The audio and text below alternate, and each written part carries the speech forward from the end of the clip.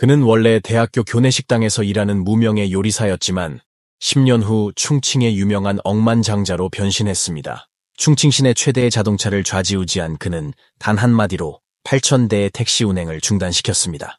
이익을 극대화하기 위해 10여 년 동안 수많은 악성 사건을 일으켰고 심지어 여러 차례 수백 명을 조직하여 정부에 압력을 가하고 타협하도록 강요하기도 했습니다. 전성기에는 20여 개의 회사를 소유하고 있었으며 한때 반안구의 두 번째 부호로 불렸습니다.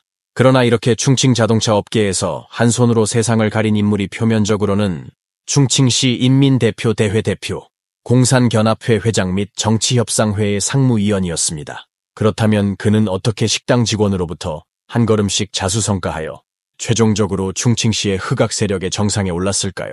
그의 이름은 리창이고 본명은 리더린입니다. 1958년 충칭시 사핑바구의 농촌에서 태어났고 집안의 형제자매는 6명입니다. 그는 둘째이고 위에 누나가 1명 있고 그 외에도 3명의 남동생과 2명의 여동생이 있습니다. 아이가 많아서 온 가족이 매우 궁핍하게 생활하고 있습니다. 아버지는 충칭 서남정법대학 식당의 직원이었으며 집안의 유일한 경제적 기둥이었습니다. 그러나 1972년 당시 44세였던 아버지 리칭어는 수술 합병증으로 세상을 떠났습니다. 갑작스러운 변고로 인해 원래 가난한 가정이 엎친 데 덮친 격입니다. 집에서 가장 큰 남자인 리창은 자연스럽게 가정에 무거운 짐을 지게 되었습니다. 아직 태어나지 않은 여동생의 분유 등 기본 생활 필수품을 마련하기 위해 중학교를 졸업한 후 리창은 서남정법대학 식당에서 아버지의 옛자리를 이어받았고 고생하면서 10여 년을 일했습니다. 1985년에 그는 더 높은 임금을 추구하기 위해 충칭 마오티아오 공장으로 이직했습니다. 바로 그 어려운 시기에 리창은 그의 인생을 바꾼 아내 우수친을 알게 되었습니다. 우수친은 당시 모조 공장의 노동자로 일했고 그의 아버지는 지역공사 서기였습니다. 두 사람이 결혼한 지 얼마 되지 않아 리창은 장인의 관계를 활용하여 마오티아오 공장의 차량 안전관리자로 성공적으로 전임되었습니다. 이것을 통해 리창은 나중에 충칭의 자동차 강자가 될 수 있었고 이 직책은 그의 초기 단계에 충분한 기반을 마련해 주었습니다. 90년대 초 개혁 개방을 맞아 마오티아오 공장은 뉴질랜드의 한 외자 기업과 협력하여 사업이 배로 증가하고 공장 차량도 따라서 증가했습니다. 차량 관리인 리창은 공장의 교통사고 차량에 관한 분쟁을 해결하고 벌금을 부과했습니다. 그는 담배를 피우지 않지만 항상 주머니에 좋은 담배 한 갑을 넣고 지인과 간부를 만나면 꺼내어 한 바퀴 돌립니다. 능숙한 그의 능력 덕분에 교통관리부서의 지도자들과 친해졌습니다. 뛰어난 언변과 원활한 업무 처리 능력을 바탕으로 그는 많은 교통부서의 집행관을 만났고 교통 분야의 잠재력을 깊이 깨달았습니다. 사회 밑바닥에서 나온 리창은 가정 빈곤의 공영을 완전히 바꾸려면 자신의 사업을 개척해야 한다는 것을 깊이 이해하고 있습니다. 1992년에 34세의 리창은 아내와 함께 직장을 그만두고 버스 분야로 진출하기 시작했습니다. 창업 초기에 리창은 다른 사람과 함께 중형 버스의 운영권을 공동 구매했습니다. 그 당시 사람들은 거의 모든 이동을 버스에 의존했기에 버스 한 대를 소유한다는 건 중소기업 수준입니다. 때문에 리창도 당연히 손해를 보지 않고 돈을 벌 수 있었습니다. 1996년 7월 리창은 정식으로 충칭 유창실업 유한회사를 설립하여 버스 분야에 본격적으로 진출하기 시작했습니다. 하지만 당시 충칭의 버스는 국유 차량과 개인 차량이 혼재되어 있었습니다.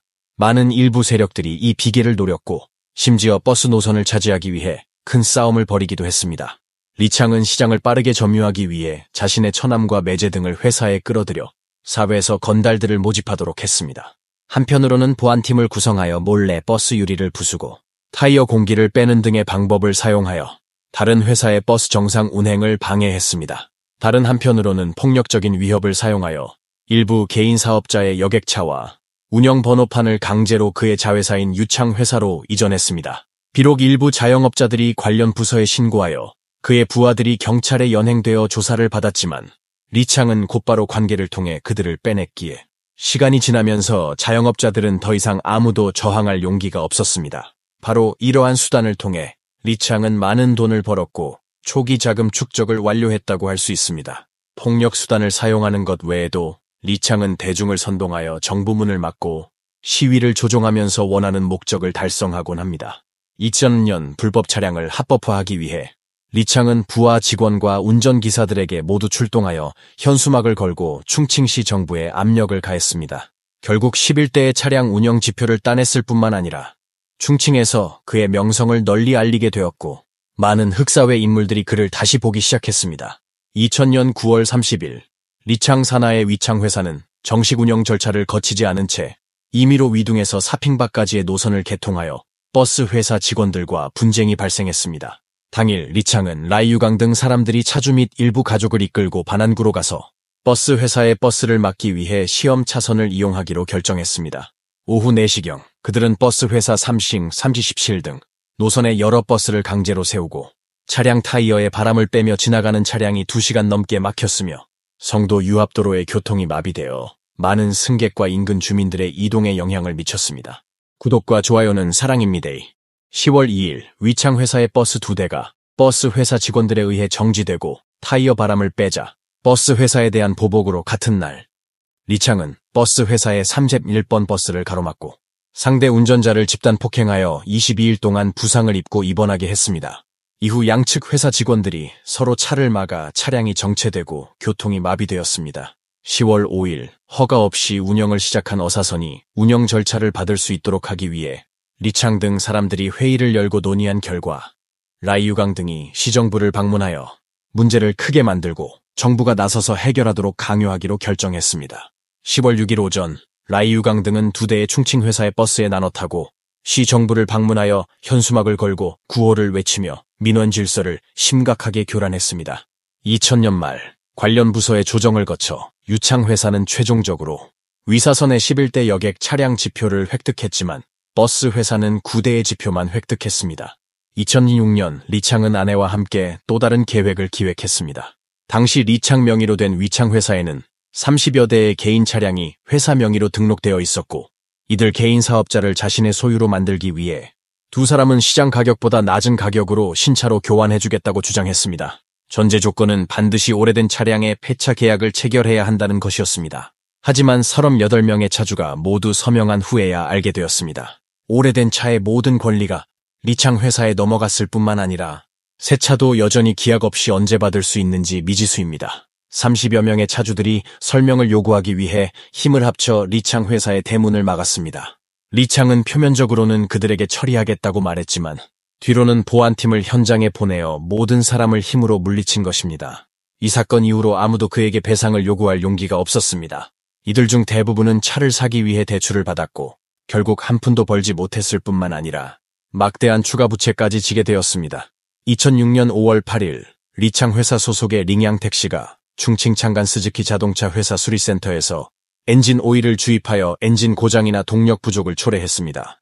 리창은 이 사실을 알게 된 후 허융훈, 라이유강, 우스펑과 일부 운영 차주들을 조직하여 회의를 열고 먼저 차주가 라이유강과 함께 스즈키 회사를 찾아가 협상을 진행하기로 합의했습니다. 협상이 성사되지 않으면 스즈키 회사의 문을 막아 차량 교체나 엔진 교체 목적을 달성하기로 계획합니다. 같은 날 오후 라이유강은 택시기사 80여 명을 조직하여 반항구 어동 스즈키 회사 정문을 가로막았으나 양측의 협상이 결렬되었습니다. 5월 9일 라이유강에 조직해 100여 대의 택시와 200여 명의 운영차주, 운전사 및 친척들이 스즈키 회사 정문에 모여 집단적인 사건을 일으켰습니다. 현장에는 수백 명의 구경꾼이 모였고 스즈키 회사와 외곽 교통도로가 모두 중단되어 스즈키 회사의 물류 통로가 총 5시간 동안 차단되었고 3시간 동안 생산이 중단되었으며 총 손실액은 1억 2,600만 원에 달했습니다. 이후 리창이 나서서 압박을 가했고 스즈키 회사는 불합리한 요구를 충족할 수밖에 없었던 후에야 이를 해소할 수 있었습니다. 같은 해 7월 버스 좌석수를 늘리고 더 많은 사람을 끌어들이기 위해 리창은 다시 60여 명을 조직하여 충칭시 당위원회에 민원을 제기하고 소란을 피웠습니다. 최종적으로 협의를 거쳐 위창 회사의 12대 버스가 승인되어 좌석 23명에서 29명으로 증가했습니다. 2008년 전국을 떠들썩하게 했던 충칭의 8,000대 택시 운행 중단 사건도 리창이 직접 기획한 것입니다. 당시 충칭시 정부는 일부 개인 택시 회사를 인수하려고 준비 중이었고 리창은 마침 그중 4곳을 장악하고 있었습니다. 정부와 협상하여 더 많은 이익을 얻기 위해서 11월 2일 그는 회사 내부 회의를 열어 기본 요금이 너무 낮고 불법 차량이 만연한다는 명목으로 다음 날 시내 모든 택시의 운행을 중단하라고 명령했습니다. 만약 말을 듣지 않고 운영할 용기가 있는 사람이 있다면 부하 직원에게 직접 차를 부수라고 했습니다. 곧 이 대규모 파업 소식은 곧 전체 택시기사들한테 퍼졌습니다. 일부 개인 택시기사들이 차를 부순다니 외출할 엄두를 내지 못했기 때문에 이 대규모 파업은 무려 이틀 동안 진행되었고, 이로 인해 리창은 정부와의 협상에서 막대한 이익을 얻었습니다. 바로 여러 폭력과 대중을 선동하여 집단 사건을 일으킨 수단 덕분에 리창의 재산이 폭발적으로 증가하기 시작했습니다. 부가 점차 축적됨에 따라 리창의 야망도 끊임없이 팽창하기 시작했습니다. 그 후 몇 년 동안 그는 부동산 개발, 버스 여객 운송, 자동차 수리, 택시 운영 등 여러 분야를 포함한 10여 개의 회사를 설립했습니다. 그리고 리창은 한 학교 식당의 자벽부에서 빠르게 부상하여 충칭에서 가장 큰 차량 사장이 되었고, 이는 폭력적인 수단 외에도 배후의 관계자들과 자연스럽게 때려야 뗄 수 없는 관계입니다. 체포되기 전까지 리창은 손에 쥔 재산을 이용해 거의 모든 지역 교통부서의 고위 관료들과 소통했습니다. 이러한 관계자들의 보호 덕분에 2009년경에는 충칭 전체 유인 운영 사업의 4분의 1을 그가 독점하게 되었습니다. 배후의 불법 활동을 숨기기 위해 리창은 적극적으로 자선 사업에 참여하여 백혈병 어린이들에게 기부하고 가난한 대학생들을 지원하며 자신을 자선 기업가로 만들기 위해 노력하였습니다. 동시에 앞으로의 장기적인 발전을 위해 그는 자신의 신분을 표백하여 충칭시 인민대표 대회 대표, 반안구 제1비기 정협상무위원, 반안구 공상견합회 회장 및 충칭시 도로운송상회 상무부 회장으로 선출되었습니다. 그의 재산은 반안구에서 두 번째 부호로 불렸으며 그의 벤츠 차량 내부 인테리어에만 2억을 썼습니다. 또한 회사의 일부 위험을 피하기 위해 리창은 여러 민영 기업가들을 찾아 공동 창업 회사를 설립했습니다. 회사의 고위 임원이 경찰에 체포될 경우 다른 이사들은 수감자에게 4억 원의 보조금을 지급하여 핵심 구성원을 보장하기로 약속했습니다. 그러나 리창이 자신이 성공적으로 표백하고 만든 것이 흠잡을 데 없다고 생각했을 때 충칭시의 전무후무한 흑사회 소탕 폭풍이 점차 시작되면서 그의 뒤에 숨겨진 큰 물고기가 수면 위로 떠올랐습니다. 2009년 12월 29일 리창을 중심으로 한 38명의 핵심 구성원이 법정에 수감되었습니다.